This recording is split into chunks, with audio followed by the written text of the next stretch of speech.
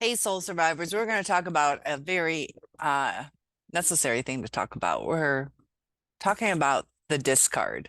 So I got a message from one of my viewers about, is it just the narcissist that discards so cold-heartedly? And they had said that their person just had no remorse, no conscience about it, that they did the monkey branching and just basically up and left. Is it only a narcissist that does that? So this is something that we have to look into. We have to look at the length of the time of the relationship, the words that were said.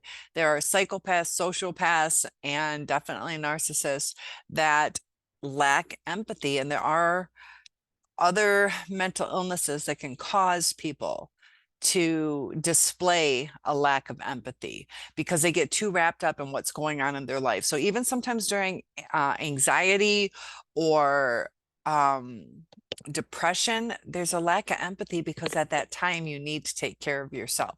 But what this one person said that stood out to me is the monkey branching. So that is something that a lot of narcissists will do, that they lead you on. Psychopaths, sociopaths can do that too. But with a narcissist, they use so much future faking that we believe that it's moving forward, that we believe we're secure. And then all of a sudden we find out there's this whole other person, this whole other life. And, the longer you're in a relationship, the more trust, the more depth should be happening. But with the narcissist, it's the opposite.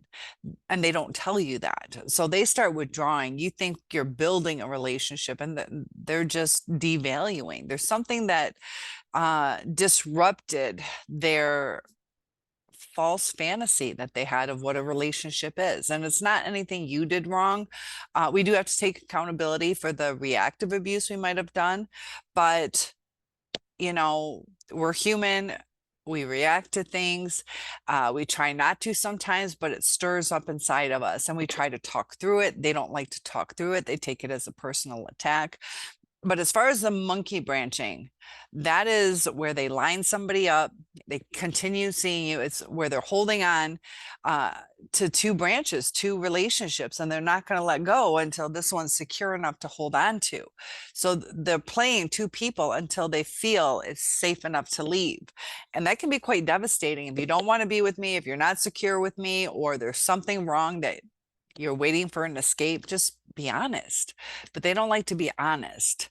So it's not only narcissists that do that. So that's really important to know that. There's also a lot of narcissistic people in today's society, especially if you live in the US, that mental illness is on the rise, the entitlement is on the rise. And if you just started dating someone, it can be a trial and error type thing. So they might not necessarily want to leave it quite yet because they don't really know you yet. There are relationships that don't work out, they're just not compatible. But with the lies and the confusion and the gaslighting, it leads to a lot of confusion. Because if it was a healthy relationship, you'd talk through the breakup and you're just a different religion than I am, it's not going to work, or I thought you wanted kids, we should have talked about this sooner, but that's important to me. Whatever the situation is, usually there's a reason for the breakup and it can be discussed. But with a narcissist, a lot of times you're like, I thought we were working on it, or I thought you were happy. Sometimes we don't even know that they weren't happy. And it's the monkey branching, the cheating, the devastation, and that's lack of communication. It's a lie. It's future faking, making allowing you, and they know that you believe that this is going forward or that it's secure, and they don't address it because they might lose some of that supply, that they'll keep us as long as they want to keep us until they don't. And that's when a lot of times we're stronger, that we're trying to set boundaries or trying to understand, we're trying to connect with them. And they take it as a personal attack. And even if you say this, I just want to understand you, they still think that we're bullshitting them because they're so used to bullshitting that they feel that everybody does exactly what they do. So there are other mental illnesses.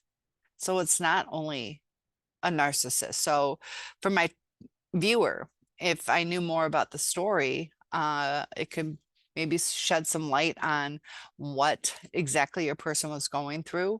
Sometimes low self-esteem is a culprit, and that that can lead to some lying and confusion or feeling of not good enough. You know, maybe you work out and I don't, so maybe I'm self-conscious, and every time I see you I'm embarrassed, and it's not necessarily anything wrong with you. Sometimes if you're stronger, that the other person doesn't feel that they match up. um and that's just low self-esteem. You know, if the person likes you, the person likes you. The monkey branching though stands out as, you know, somebody who's depressed doesn't usually monkey branch. Somebody who has anxiety usually doesn't monkey branch. So psychopath, sociopath, you know, narcissists can tend to have sometimes pretty long relationships. But if it was a beginning dating thing, they ghosted you, which is crappy. They didn't feel invested in you. You know, if they saw you 2 times and didn't talk to you again, it's kind of crappy. But at least they left. You know, it's a crappy way to do it, but at least they didn't string you on. But stringing you on, not communicating with you, and just leaving you and not caring at the end. You know, not, look, I'm sorry, you know, I know you're hurting, and having a talk through with it. So ghosting, silent treatment, monkey branching, all these things can be so devastating in a narcissistic relationship. But a psychopath is one step deeper into lack of empathy,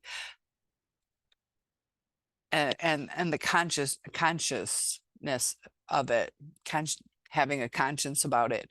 So just be aware that there's, you know, a percentage of the world that is a narcissist, percentage of the world that's psychopath, sociopath, depending on what studies you see. Some say 1% sociopath, psychopath. Some say narcissist, 5-6% of the population, but others say it could be up to 25% of this world, or at least America. It's worldwide though, and it's hurtful.